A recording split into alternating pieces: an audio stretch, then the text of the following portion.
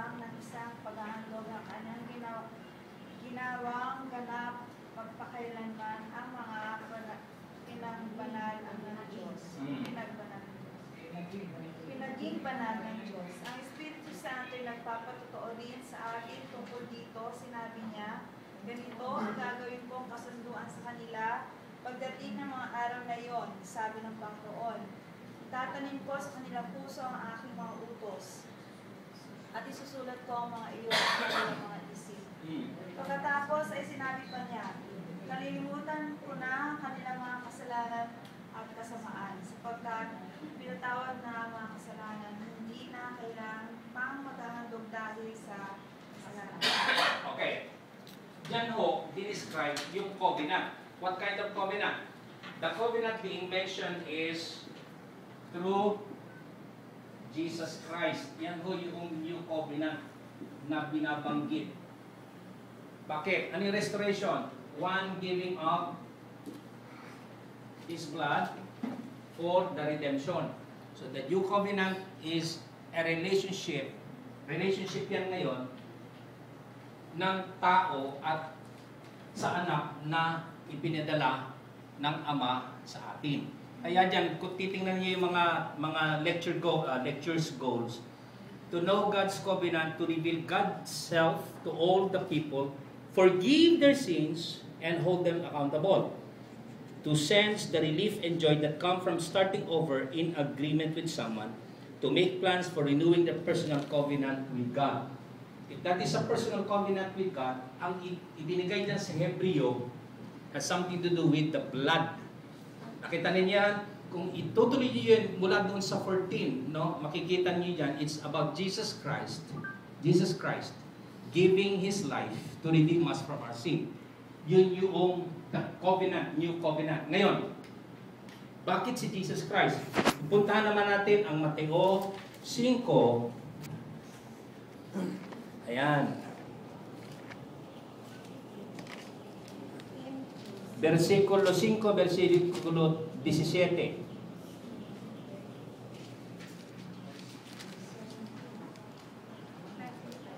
So, ito na yung new covenant po, the NC. Yan. O, basahin po ninyo yung kahit yung verse 17 lang. Ano po ang sabi doon? Huwag ninyong kalain na parito ako upang ipawalang bisa ang kautusan at ang ng mga propeta at ang mga propeta. Naparito ako hindi upang ipawalang bisa ang mga iyon, kundi upang tuparin. Ayun. So ngayon, dumating na si Jesucristo. Ano ho? Dahil dumating siya, dahil siya ngayon ang bagong tipan, siya ang covenant ngayon na ibinibigay ng Diyos. Sabi niya ron, dumating ako dito hindi para hindi para sirain. Para anong gagawin? Ipatupad. Okay. Si Jesus ngayon ang tagapagpatupad ng covenant. Siya ngayon ang tagapagpatupad. Alright, ngayon, pupunta na ako doon kay Kuya Jin. Pinagdugtong-dugtong ko lang So nakita niyo sa Judah, yung binanggit na covenant, nireveal doon sa Hebreo, at ipinakita sa atin na si Jesucristo dahil yung restoration has something to do with the relationship with Christ. We are being restored because of the blood of Christ. We are forgiven because of the blood of Christ. Because of Jesus Christ who died on the cross. Ngayon, sabi ni Jesus ngayon dito, ako ang pumarito hindi para sirain yung covenant, kautusan, kundi patupad. Paano pinatupad? Example, doon sa question ng marital problem, baka naman sinasabi ng Biblia, ito, ang tao, ito. Ano ba susundin natin? No? Ngayon, ano ba ang cause ng infidelity? Anong cause ng unfaithfulness? Basahin mo natin yung turo ni Jesus mismo. Mateo 5, 27 hanggang 30. Basahin po ninyo. Para magdugtong-dugtong. Ano po? Basa. Narinig ninyong sinabi. Huwag kang ito binasa natin. Hindi po. 31 yung binasa ninyo. Ano po babasahin? Ang babasahin po ninyo ay 27. Narinig ninyong sinabi, huwag kang mangangalunya. Okay? Tuloy pa, hanggang 30, kapatid. 30. Ngunit sinasabi ko sa inyo, ang sino mang tumingin sa isang babae na may mahalay na pagnanasa ay nangangalo niya na sa babaeng iyon sa kanyang puso. Kung ang kanang mata mo ay magiging sanhi ng iyong pagkakasala, tukitin mo ito at itapon. Mabuti pa mawalan ka ng isang bahagi na iyong katawan kaysa ang buo mong katawan ay itapon sa impyerno. Kung ang iyong kanang kamay naman ay nagiging sanhi ng iyong pagkakasala, putulin mo ito at itapon. Mabuti pa mawalan ka ng isang bahagi na iyong katawan kaysa ang buo mong katawan ay itapon sa impyerno. Okay, so, naintindihan po ninyo yung talata. No? Simple lang. Sabi ni Jesus, dumating ako hindi para alisin. Ano yung batas sa 10 kautusan? Huwag kang manganga-lunya. That's the law. Relationship-wise, ang cause ng misunderstanding, cause talaga ng paghiwalayan is all about adultery. Pag sinabing adultery, yun yung pagnanasa ng pag-aari ng iba. Lalaki, babae. Ngayon, si Jesus, pinatupad niya yon, pero ibang klase. Ano yung klase? Ang sabi niya ron, yung tumingin lamang. Nakabuni niya, yung tumingin lamang ay nagkokos na siya ng adultery. Sa Old Testament, tignan niyo pa sa Old Testament, kailangan merong actual commission. Sa Old Testament, kailangan merong makitang nakikipag-apid ka.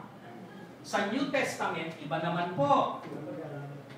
Seeing, tumingin ka pa lang. Ito, ginawa mo na.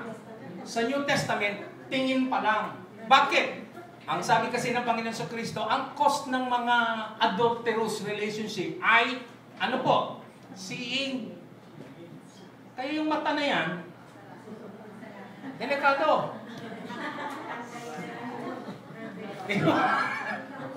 Delikado yung mga mata na yan. Kaya, at the onset, ano yung at the onset, kaya kita niyo yung New Covenant, si Jesus mismo, yung New Covenant. Ang sinasabi niya, bakit kailangan mo pang pumunta doon sa actual? Kung po pwede naman na doon pa lang sa cause, sa source, meron ka ng judgment. Ibig sabihin, tumingin ka pa lang na may pagnanasa, may judgment na. Instead of waiting it to happen in a full scale. Kaya yung pinatupad ni Jesus, mas maganda. Yung pinatupad niya ito, na sa pasimula pa lamang, andun na kagad ang check and balance. Redemption na kagad doon di ba?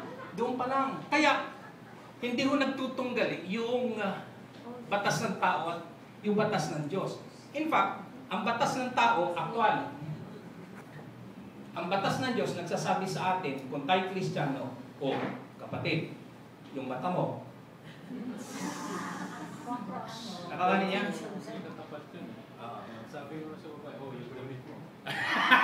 Sabi nila, yung damit mo. Hindi, totoo yun, kasi yung mata, matindi nga yung repercussion nun. Pag yung mata ang cause, tugutin mo. Pag ang cause yung kamay, alisin mo. Huwag naman yung sundin ng literal naman yung mga kapatid, ano? May nangyari ho dyan sa Ilocos. Naging masyado siyang totoo sa Biblia.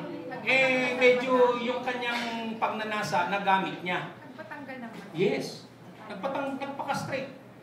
If this is the cause, sabi niya gano'n, by being unfaithful, sabi niya gano'n, I would rather castrate it.